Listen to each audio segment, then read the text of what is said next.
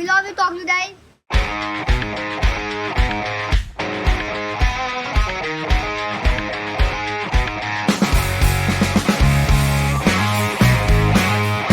अब आफ्नो पेस देखाउन पाइन्छ, आफूले अपर्च्युनिटी पाइन्छ, खेल्न पाइन्छ। अब त्योभन्दा एउटा प्लेयरलाई के नै चाहियो र।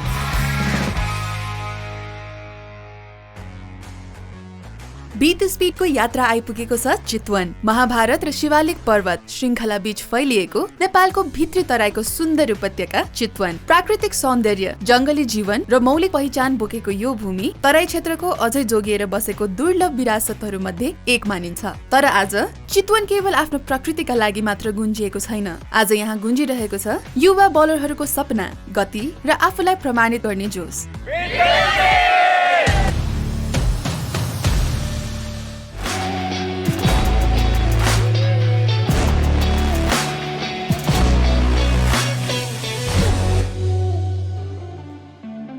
नेपालकै one of the most visited cities र वान हर्न राइनोजहरूको सहर भनेर चिनिन्छ। Yes, we are in Chitwan. I would love to see the battle between the bowlers. Stay tuned with us.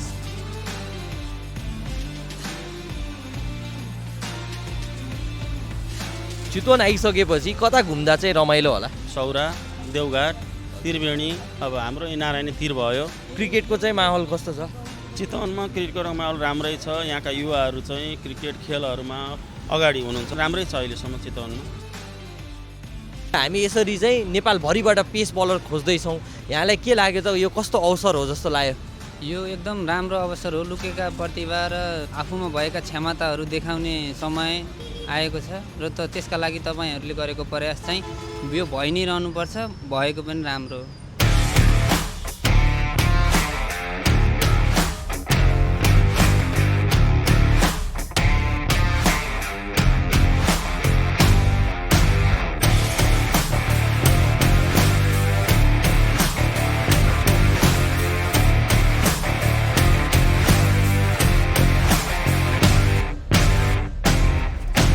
First बलमा चाहिँ यहाँहरूले जसरी पनि 100 कटाउनु भयो भने मात्रै सेकेन्ड चान्स पाउनुहुन्छ है।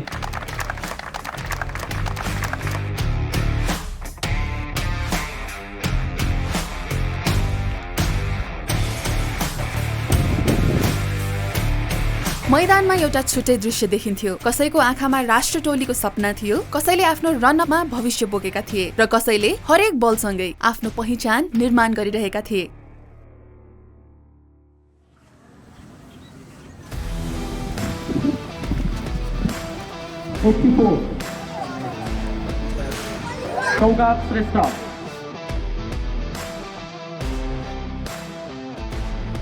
सो दिपेश शाहलाई चाहिँ मैले बिहान पनि हेटौडामा पनि भेट भएको थियो होइन, हेटौडाको एक्टिभेसनको पनि। अनि यहाँ पनि आइपुग्नु भयो थियो। के कारणले हो? त्यहाँ भएन भनेर हो कि के हो?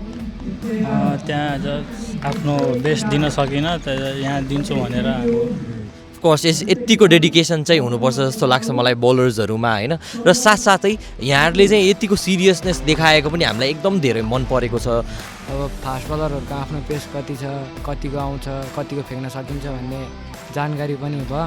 वेल्डिङले गर्दाखेरि बलरहरूको पेस पछि भविष्यको लागि फास्ट बलरको रूपमा नेपाली टिमबाट निक्लिन्छु भन्नलाई धेरै सहयोग पुगेको छ।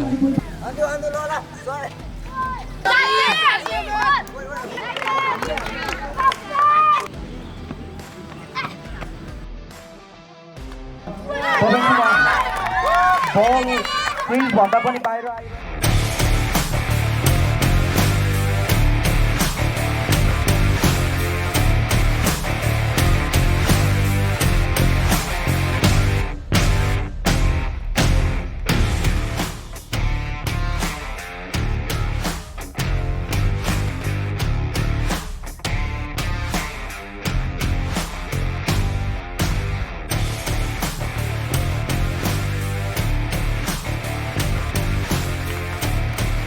बीट स्पिड केवल गति मापन गर्ने प्रतियोगिता होइन, यो ती युवाहरूको कथा हो जसले ठूलो सपना देख्न डराउँदैनन्। र यही कथाको अर्को अध्याय बने 17 वर्षका सुरेन्द्र बराम। उनले 117 किलोमिटर प्रति घण्टाको गति निकाल्दै बीट द स्पिड चितवनका विजेता बने। उनको गति मात्र होइन, उनको आत्मविश्वास र मैदानमा देखिएको दृढता पनि उत्तिकै प्रभावशाली थियो।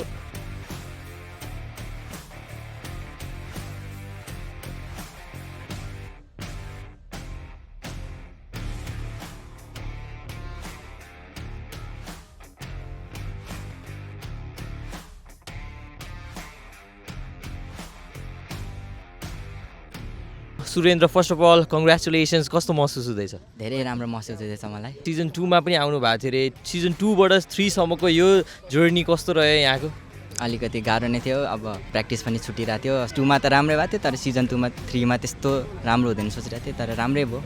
वर्ल्डिङले बी द स्पिड जस्तो क्याम्पेन लिएर आउँदाखेरि यो कस्तो खालको अपर्च्युनिटी हो जस्तो लाग्छ यहाँलाई? यो त धेरै राम्रो अपर्च्युनिटी हो। यो कति धेरै ट्रेनिङ गर्न पाउने, अनि इन्डिया गएर अब म्याचहरू खेल्न पाउने, ठुल्ठुलो कोचहरूको अन्डर प्र्याक्टिस गर्न पाउने, अब ग्रो हुन त्यही चाहिने प्लेयरलाई।